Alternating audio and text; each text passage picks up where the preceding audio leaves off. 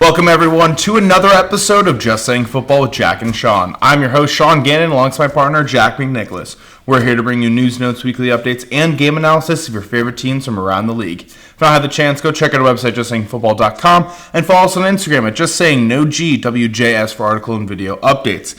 We're also on Spotify. Yeah, we are. Just Saying Football. Get us in your ears. Listen to us on the go when you're working out.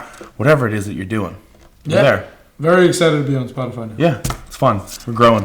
And it's like my friend said, it's week 9, which has come up pretty fast. We got a couple of great games. A lot of teams on bye week this week. How do you kick us off? 6 teams on bye. We got the Browns, Cowboys, Broncos, Giants, Steelers, and the 49ers all on bye. And before we jump into the first game of the week in our blowout section, a little bit in the news.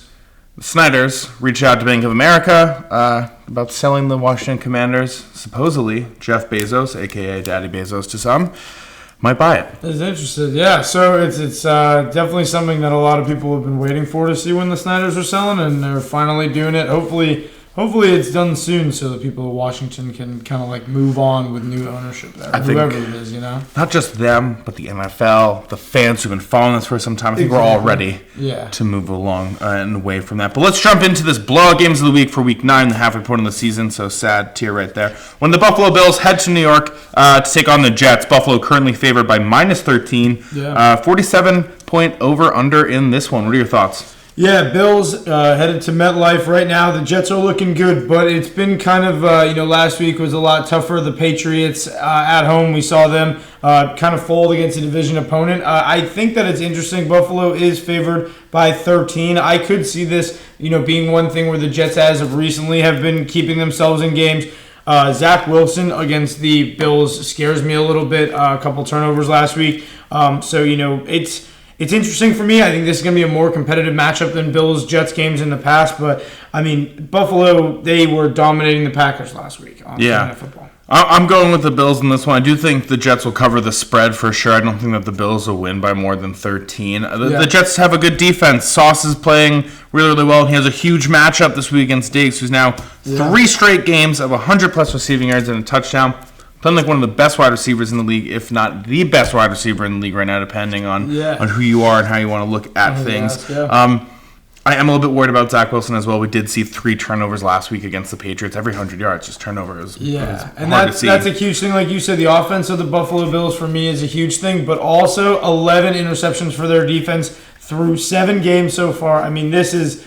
This is a no-nonsense defense, and Zach Wilson has been nonsensical at times this season. Yeah, and good news for Buffalo and the fans themselves. Tre'Davious White activated off the PUP list, 21-day to return window to practice, do that kind of stuff. Will be huge for them as the playoffs are approaching. As we are at the halfway point of the season. Things are getting real now. Things are getting real. Let's move this into our Met games when the Miami Dolphins make their way to Chicago to take on the Bears. 44.5-point over-under here. Miami's favored by minus 5. Bears made a huge trade for Chase Claypool. Dolphins made an even huger trade for Bradley Chubb, who they also signed to a 5-year, $119 million deal. He finally got paid. He's in a good situation. No more Denver for him. Miami sunshine. Now he gets to go up against the Bears. He's going to have to contain Justin Fields, who's been getting better each week, but it hurts Jack. It hurts me Jack in the sense that I didn't know, I didn't think that he was really going to be supported the last couple of weeks. It seems like they're tailoring the offense to him.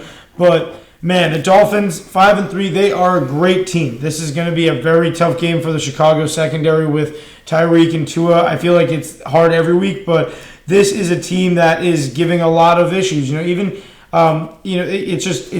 so impossible to contain these receivers. Tua's playing great. I like Miami in this, and they're favored by 5. I think that they could even just run away with it, but we have to see how the new acquisitions kind of fit in. Dolphins running away with it wouldn't surprise me in this one, just because not only do the Bears not have Robert Quinn, who they traded, they also don't have Roquan Smith, one of the best linebackers in the league. Really, really an underrated linebacker. He was traded to the Ravens. They're missing 2 of their defensive leaders. I think it's just going to be a tough one on them this weekend for their defense to sort of rally back from that one. That being said, Bears fans, $120+ million in cap space next season. So just get excited for the offseason. You got some moves to be making, some people to be sold. I'm going with the Dolphins. When this offense is firing, it's firing. Waddle, Hill, currently over 1,600 receiving yards. That's scary. Yeah, it's unbelievable. That's a lot of yards. That's a lot of yards. It's not what I expected at the beginning of the season, but here we are, man. They're dominating. I'll also take, like I said again, that 5 spread. I'll take all day with them. I think they're gonna kind of run away with it as we talk about it more. All right, absolutely love that. Let's keep this moving with the Carolina Panthers. Head to Cincinnati to take on the Bengals. Bengals favored in this one -7.5, 42.5 point over under in this one. PJ Walker will remain the starter despite Mayfield or Darnold coming back fully healthy. Seems to be the right move considering that DJ Moore throw. Sadly, excessive celebration call. Yeah. Questionable call by the refs, I think, just a little bit, but I thought so at first, and then I saw him kind of like jump in the stands on the road. I was like, I don't know. They get you for so many things. Happens in Green Bay all the time, though. It's a crazy thing. I don't know. That was also my second initial thought there. But the Panthers, they've been keeping themselves in games right now. But the Bengals, they are against the wall this week to not go under 500 after getting embarrassed on Monday night. Joe Burrow got sacked 5 times. There's nobody. We were just talking about Justin Fields, who's had some struggles this season. Nobody gets sacked besides like Justin Fields and Joe Burrow. Nobody more than them. And they are trying to avoid an under 500 right now. 4-4. The Bengals are at home. They have to be able to win this game. So I'm going to go with them out the gate. The 42.5 I'll take. The defenses in both of these teams have not been great this year. And Cincinnati by 7, I think it would be easy. I just hope they get Joe Mixon going in this one too. Yeah, Mixon needs to start to get going. This offense really struggled Monday night against the Browns. That was tough to see. I think this one is one of those you got to rally back kind of games. I do think that the Panthers play really well with PJ Walker, and I expect them to keep playing well. This is not going to be the 7.5. Honestly, I think is really generous to the Bengals. I think it's going to be a little bit closer than that. I wouldn't be surprised if the Panthers cover that spread and keep within 3, 4, 5 points. They still have a really good defense. They didn't want to give up Brian Birds during the trade deadline, offered 2 first-round picks from the Rams, said no to that. They still have that young team, a lot of young players. J.C. Horn's playing great. Yeah. The defense can still rally around. I am going with the Bengals still, though. Zach Taylor and this team will rally. They need to get a win here, but I do think that they're being a little bit too generous to the Bengals, maybe not giving enough credit to the Panthers and how they've played the last 2 weeks, despite all the trades and the trade rumors that's been going on for them. Yeah, I mean, and getting rid of McCaffrey, now they just turned to Deonta Foreman. I think that he's a great running back. He came back from injury. He has like a bunch of great stories. The thing is, for me, I think he is a different player than McCaffrey in the sense that he doesn't do a lot of receiving. He's more of like a power back. And same thing with Chuba Hubbard. So I don't see this team having a successful enough run game to keep the Bengals in line. But yeah, both of us going with the Bengals. All right, love that. Let's keep this moving when the Las Vegas Raiders head to Jacksonville to take on the Jags. Vegas favored by -1.5. That's not pretty. After getting shut out last week. I know, shut out last week. 48 point over under. What's the mood about Josh McDaniels? How are we feeling about them? How should we feel about the Raiders right now? You know, all these flashy trades, the big signings, new GM, and new everything, and it just... They disappoint us every week. 2-5. Adams is coming off 5 targets, 1 catch, 3 yards. That's the lowest he's had in every one of those stats this year. And he has had 5+ targets in every game. Most of those are like 7, 13. He had one with 17. And now I think that only because of that they can kind of come back. Jacksonville's defense is good despite their 2-6 record. I wouldn't be shocked. This game is the one that can kind of go either way for me. But if Josh McDaniels doesn't get it right and he can't beat Jacksonville, how will he be able to compete in the AFC West? I don't know. Who are you going with? Because I'm nervous. I'm going with the Raiders. 2 things for me. The first was just Trevor Lawrence had a tough game last week. You know, there was this one play he's rolling out right, looking in the end zone. Justin Simmons is tracking him, tries to go. Simmons just jumped up, intercepted. It was a great play by Simmons himself. That worried me a little bit that he's still making those small mistakes in his second year. This has to be a rally game for the Raiders. I talked about it. For the Bengals, this rings true for the Raiders. Like you just said, can they even compete in their own division if they lose this game? You know, you fall to 2-6. You have Devontae Adams. You signed Chandler Jones. You have Max Crosby, who you signed to that big contract. Like, you know what I mean? Yeah. You did all these offseason moves to make this team what everyone was expecting it to be and to really compete in a tough division. Yeah. And they've just kind of fallen really flat.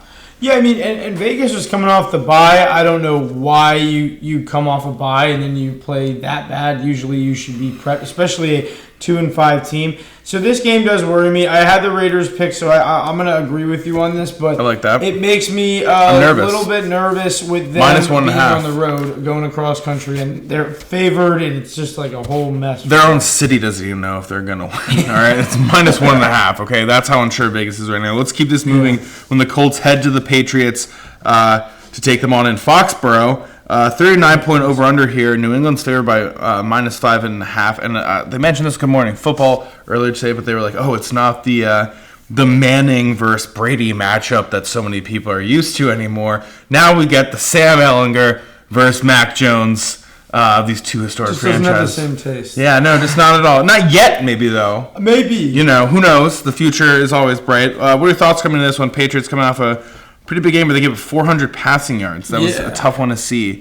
Which is shocking for Bill Belichick. I mean, in the sense that they won almost that 400. game. My bad. Yeah. Almost 400. But I mean, that's Zach Wilson, who we were talking about going into that game, who has not had the statistical output that you'd hope, in the sense that he's had games where he's had less than 150 yards, less than 200 yards back to back, things like that. Last week, he went off, but the Colts fire their OC, Marcus Brady. They were 30th in points right now, only scoring 16.1 points a game. When you have one of the best running backs, I know Jonathan Taylor's been hurt, but you should be able to get more than 16 points a game. Even Cleveland's being able to do that, and they are running their run game through the same similar thing with a new quarterback situation, and they're being successful. I'm going to go with New England out the gate. They're favored by 5.5. The over-under for this on 39 is something I completely stay away from. I don't know, but I do really like the Colts there. You're going with the Colts. I'm going to go with... the Patriots. Oh. I like the Patriots. I'm so sorry. There we go. I'm also going with the Patriots in this one. I think there's just a lot of changes happening mid-season right now for Indianapolis. It's not exactly what you want to see at the current moment. You just mentioned the Colts ranked 30th in scoring offense, 16.1. To put this into perspective for the AFC South, for Colts fans with the NFL, that's less than Houston. All right, Colts are averaging less points than Houston offensively. When everyone expected this to be a huge season, considering what you mentioned about Jonathan Taylor, he has been injured. He might not be in this game. He's not practicing this week with an ankle injury. Fantasy owners pick up that handcuff. Deion Jackson, who had a beast game. But I'm also going with the Patriots. I think that defense is playing well enough to at least get a handful of turnovers and keep their offense in the game, even if their offense is only putting up 20 points like they did last week. And I mean, that's all they really need, as long as their defense plays well and they can keep Indy under that 16, 17 point radius. But Belichick at home, hard to bet against. The division's getting tough. Even Jets, Dolphins, and Bills all have winning records. The Patriots do not want to fall to 4-5.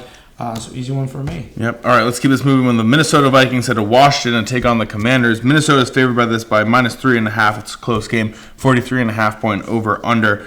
Kirk playing his old team. That's pretty fun. Like we mentioned, Snyder's looking to sell the team. Yeah. So I feel like it's going to be an interesting week there, but I think Ron Rivera versus Kevin O'Connell is a very good matchup in the sense that one's very defensive, one's very offensive. But now T.J. Hawkinson on the Vikings, I think that adds a huge factor that, Washington, they played well, but they played well against Indy, who we just talked very low about. But, man, I mean, the Vikings last week against the Cardinals, some of what you saw there. Yeah, another 3-sack game for Zadarius Smith is what I saw. That's back-to-back games of 3 sacks. He had it against the Dolphins, which I got to see, which was awesome. Currently tied for first right now as the sack leader, and thank you, Green Bay, for paying him $11.4 million this season. I am going with the Vikings in this one.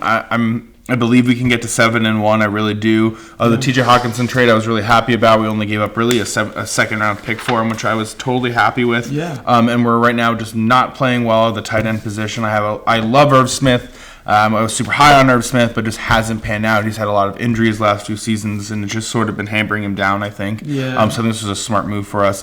Defense is playing kind of well. I am a little bit worried about Terry McLaurin in this one. We've given up a handful of 150-yard games to some wide receivers like DeAndre Hopkins and like Tyreek Hill. And although Terry McLaurin hasn't put the output recently that everyone's been expecting, him and Heineke have a great connection, and it's exactly what you want to be seeing out of them. So I don't think that Washington was a team that you can sleep on. They're 1-4. Now they're 4-4. All right, they're riding it, and Heineke every single time he wins a game buys a pair of Jordans. Last week he bought a pair of green and gold. I don't want him to buy a pair of purple and gold. That's a good idea. I kind of like that he has that tradition. He is one of those guys that I feel like we've talked about, like so in and out because he's just like a fighter. He always gets a situation. He always does well. But I'll go with the Vikings out the gate here. I think them on the road. This is just another challenge for them to do. Like they are a team that understands that they'll just have to keep going week by week to take lead of this division as they have right now. I think there's going to be a big running game for Dalvin Cook. Chase Young just got designated back off the IR, but he'll probably return within the next 21 days. I don't see him playing this week. But the Commanders are hot right now. Taylor Heineke's been doing well. It is only a 3.5 point spread, which I'm comfortable with, but that tells me that people think it's going to come down to a field goal. Yeah, he did lead a 9-play, 89-yard game-winning drive to beat the Colts last week, so he can do it all. Also, the Vikings got to win this game because got the Bills, Cowboys, Jets, Giants coming up down the road, plus 3 more divisional games. Yeah. So this is a must-win. Get a 7-1. Like we're talking about, you set yourself up for success later down. This is one of those games. Let's move this along into our good games of the week. When the Green Bay Packers make their way to Detroit to take on the Lions, Green Bay is currently favored in this one by -3.5, 50-point over/under in this one. Yeah. Vegas, a little bit uncertain, I guess, in this one. -3.5. It's a little bit close. It's funny. It's closer than the recent memory. I thought you were going to say they're uncertain about the line of 50, but I was like, no way, man. The defenses are definitely going to be giving up over ton 50. Of points absolutely. This week. The Lions right now give up more points than anybody. 32.1 a game. That's a lot. If there was an offense scoring that right now, like Buffalo's scoring that right now, but you're like, that's an insane amount of points to be giving up per game. That is a lot. 4 touchdowns and a field goal and more. It does suit well for Aaron Rodgers on the road, who does play well in Detroit. He has a long history of playing there. I don't know how I'm feeling about this one. It's going to be close and high scoring. I am going to let you know I am going to go with the Packers out the gate. I don't see them dropping 5 games in a row. And I do see Detroit as a bit more favorable and less scrappy of a matchup than they've had in the last couple of weeks. And I don't know if DeAndre Swift's going to be 100%, which doesn't give me full confidence. I'm a little nervous about that. Yeah, Jamal Adams, though, up there, top 3 in rushing touchdown leaders currently. So he still is carrying the load for them. I'm going with the Lions in this one. I think that they have a lot right now at not a lot to say. But they have nothing to lose. They gave up T.J. Hawkinson. Mm-hmm. They're clearly saying we're fully dedicated to a massive rebuild. That's what that indicated to me.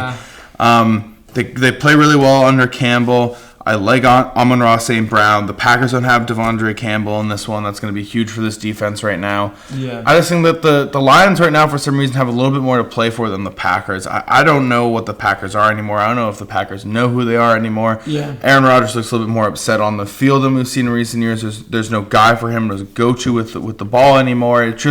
It's not the Packers that we've seen in the past, and I don't see why this isn't a time for the Lions to jump on that and take advantage of that, especially while they're at home. That makes sense, and that makes sense. You're like selling me on kind of like how Detroit cannot be falling to 1-7, and this would be such like a huge victory for them. I believe in them. I am gonna stick with the Packers. That's okay. It's only Aaron Jones last week, 143 rushing yards. Detroit right now is giving up about 150 yards on the ground a game. It's struggling for me to pick Aaron Rodgers. He has done me wrong in the past, but I will go with them. Favored 3.5. I can see this coming down to a touchdown, and I'll hammer the over on that one. All right, I like that as well, except for the pick of the Packers go Lions. All right, let's keep this moving. In our good games of the week, when the Chargers made their way to Atlanta to take on the Falcons, 49.5 point over under here. LA's currently favored by -3. Another close game in this one. Yeah. Falcons fans rejoice. Patterson is back at practice. 21-day designation. Probably won't be playing in this one, but always huge. Yeah. Always fun. Always exciting. What are your thoughts? I mean, this is an interesting game. How do you feel about this Arthur Smith offense that is so dangerously weird every week, and then you have this Chargers offense that's just been injured. They're out their left tackle, they're out their top 2 receiving options. I am a little nervous about both of these teams and where they stand, but they both need to win right now. The pressure is kind of on. The Falcons lead the NFC South right now, okay? They would be hosting a playoff game if the season ended today, which is crazy. That's crazy. It's what we all expected. They'd be getting blown out in that playoff game. Yeah, well, they'd be hosting it right now. I'm going with the Falcons. You mentioned the injury to Rashawn Slater, who's out for the season, no left tackle. Keenan Allen's not looking like he's going to be in this one. Mike Williams is out in this one already. Their two best pass catchers. Joshua Palmer, that's great. He's going to be back from concussion protocol. Herbert likes him. Yeah. But the Falcons team is they're scrappy, man. They are. They win some games. Marcus Mariota's moving the ball down the field. I like it. They did trade away Calvin Ridley. It's going to be interesting to see what they do during the draft and next season as they try to get more pass catchers down there on this Falcons team. But they're playing really well offensively and defensively at times. I think this is a game that's very winnable for them. And to maintain a lead in the NFC South, let's go. You got something to play for right now. They're up 4-5, and I'm sorry, they're up 5-4 in the lead of this division. You got the Panthers sitting down at 2-6. You got the Saints now without Michael Thomas. We'll talk about that in a little bit. But then you got the Brady, Tampa Bay. They are losing. They have a losing record. They have a lot to catch up if the Falcons win this. Right now, these are just two defenses that are just terrible at giving up points. We're talking about Detroit. They're expecting a 49.5 line. I expect it to hit that because right now Atlanta is 29th. They're giving up 21.6 a game. And then you got LA, and they're giving up 27, and they're second worst. To Detroit, like we were just talking about how people shouldn't be giving up this many points. So Justin Herbert also 50 attempts in the last two games. So does that make you nervous at all with the Atlanta secondary? No, because I think it's going to go through Austin Eckler. Then we're relying on him with the top two pass catchers out. Yeah. So there's going to be a lot of passing yards to the running back out of the backfield, or on occasionally probably when he lines up out wide. But I think they're going to just really go to him. So if you're an Austin Eckler owner, you should be really happy. Let's keep this moving though into our games. No, I am so sorry, I lied. Not yet. Our last good game of this week when the LA Rams head to Tampa Bay to take on the Buccaneers. Now, it's a 425 game, 42.5 point over under. Tampa Bay's favored by -2.5. Vegas has no idea what that's exactly what that means, and it's super close. This time last year, we're looking at these two teams very differently. This time a few months ago, these two teams were in the playoffs game facing one another. Yeah. And they were our favorites coming into the season of like who would be dominating their division. And here we are. One's 3-4 in the Rams. One's 3-5 in the Buccaneers. And I have absolutely no idea who's going to win this game because this to me is I don't know which teams of either of them we're going to see. I always think it's time for one of these quarterbacks. One of these quarterbacks, they're in their last leg. I mean, Tom Brady is a whole other story. He could retire at one point, but Matthew Stafford as well. Like, these guys are not on the same teams as they were on last year, which we've talked about a lot this season, and it shows. Now you have these losing records. You have a line of 42.5. Every time the Rams played the Bucs, it was still very high line. They're expecting not a lot of offensive output. I'm expecting like even Cooper Kupp, who has a great matchup, has been injured a little bit this week. I think maybe Allen Robinson gets a little bit more involved. Maybe a touchdown to him. But it's that's not a bad call. Anytime touchdown score. Anytime touchdown score. Hit that. But what's going on with these teams? Like, what is the root of their real issue? I think the Rams, I'm going to go with it right out the gate. Like, I think they're going to win, but I'm really nervous about it. I think the Rams are also going to win. I'm also nervous about it. The root of the issues, I'm just not sure. I mean, the Rams lost a ton of personnel on the coaching side of the ball. And that shows. And it has showed. Kevin O'Connell found a lot of offensive success right now with the Vikings, and you see not a lot of offensive success. I'm not saying that he is the cause of why that offense is doing so well, and it's why they're not doing so well now that he's gone. But I'm saying that him and McVay and him and the other staff had such a good relationship. Yeah. Now it's drastically changed. On the Buccaneers side, I don't know. Just they don't have Barrett anymore. That's a huge loss for them for the rest of the season. The defense hasn't been playing to what it has been in the past. The offensive line has been playing to what it has been in the past as a whole. Obviously Alex Kappa retired, and then Ryan Jensen did come back and then get injured, so he doesn't have the same center right now. Yeah. But Mike Evans is dropping wide open balls. It is so weird. It is very dysfunctional, I feel like, is the word, and it's like just crazy that this is the first time in career that Tom Brady at this point in the season has 2 touchdowns before halftime, and he had 2 touchdowns every game before halftime last year when he was on his way to throwing 45 touchdowns. So I don't trust them this week. I think the Rams, they're starting to work with like Cam Akers again, but I do think the Rams' run game with Henderson could just be something that sparks a little bit easier with this defense. So I'm going to go with the Rams on the road. as one of the only two 4:05 games of the week. Yeah, they didn't trade Cam Akers. They are hoping to have him back full-time on him around part of the organization. Let's move this along into our games of the week. When the Seattle Seahawks head to Arizona to take on the Cardinals, our second 4 o'clock game at 4:05 Eastern. Arizona's favored by -2, surprising a little bit. 50.5 point over-under in this one.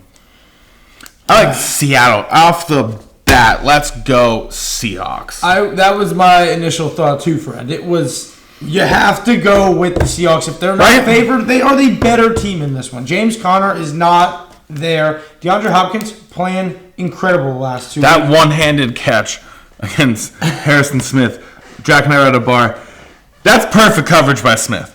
You really couldn't do. Safeties. Yeah, you couldn't ask for better coverage from your defenseman on one of the best wide receivers in football. But DeAndre Hopkins said, "Nah, I can just one-hand it easily," and got it. And he said that, and he's just showing why he's still one of the best, one of the most elite. I did get a little nervous there for you guys last week. It looked like they were on their way. Oh my God, don't even get me started. But despite all that excitement about DeAndre Hopkins, the offense as a whole still isn't playing very well. Yeah. You know, Kyler Murray seems rattled at times, and if you're able to get pressure on him... And I got to tell you, nervous. everybody made this joke today, but it is a funny thing. We've talked about the Kyler Murray stats with Call of Duty. They are favored to a team that has 2 more wins than them in their division, and Modern Warfare 2 just came out, so everybody's probably hammering against Kyler. I'll do the same no matter what. Ken Walker is the reason behind it. If it wasn't for Garrett Wilson and the Jets right now, and maybe depending on how the rest of the season goes and how Kenneth Walker continues to play, Walker could be the offensive rookie of the year and somehow take that out from underneath Garrett Wilson. Yeah, I mean, man, last week he went insane. I mean, last week he was kept in check. He had 18 for 51. Touchdown. But his touchdown was unbelievable. When we watched him at Michigan State last year, he had that game with 5 touchdowns, and we were like, he's going to be really good. And then he is, and he's really good. Seattle, their run game is going to help them get through this. They still score a lot of points. Despite last week they played the Giants, who have a defense that kind of keeps you from scoring points. Arizona, they've had some boom games, but Seattle is familiar enough with this defense, with this offense. You got Pete Carroll coaching. There's too much going in this way. And Geno Smith, we've been talking about him. He's like the dark horse MVP this year. Yeah, he really is. Look, this is what they're playing, the perfect offense that you want and you kind of imagine almost. I think it's every coach's dream. They're running the ball really well, and they can do that against the Cardinals. The Cardinals gave 111 rush yards to Dalvin Cook last week. Kenneth Walker can easily replicate that. But what is that? He's completing a high percentage of his passes. He currently leads the league in completion percentage, but I think it's still at 73%. Yeah, which is incredibly high. Which is higher than Drew Brees' record of 72. Yeah, if he maintains that the whole season, that could be really cool. And all it is just we're going to run the ball really well, and we're just going to move the ball methodically and efficiently down the field with really small, short to intermediate passes, and then occasionally hit the big passes because they have DK Metcalf. And they have Tyler Lockett. And Tyler Lockett, who I always joke is inconsistent at times. There are games where he gets a lot of work and games where he doesn't. Yep. Last week he got a lot of work. He did. The Giants had redeemed a huge himself. Touchdown. Redeemed himself. I think that this week he could have back-to-back weeks of good performances. I think at the end of the day, there's just more to trust right now with the Seahawks, and they have a little bit more to play for. They get the second win against the Cardinals. They sweep the division against the Cardinals right now. They jump out to 6-3. They put another opponent at 3-6. All of a sudden, the NFC West gets a little bit harder to take out from underneath them. And let's say, for whatever reason, the Buccaneers pull out a win, as we're unsure about that game. The Rams drop to 3-5. A little bit more cushy of a lead for Seattle. So a lot to play for right now for the Seahawks as they head to Arizona. And something to monitor, definitely a game of the week. And let's keep this moving. Our last game of the week. It's also Sunday Night Football when the Tennessee Titans make their way to Kansas City to take on the Chiefs. 46 point over under, not and a half.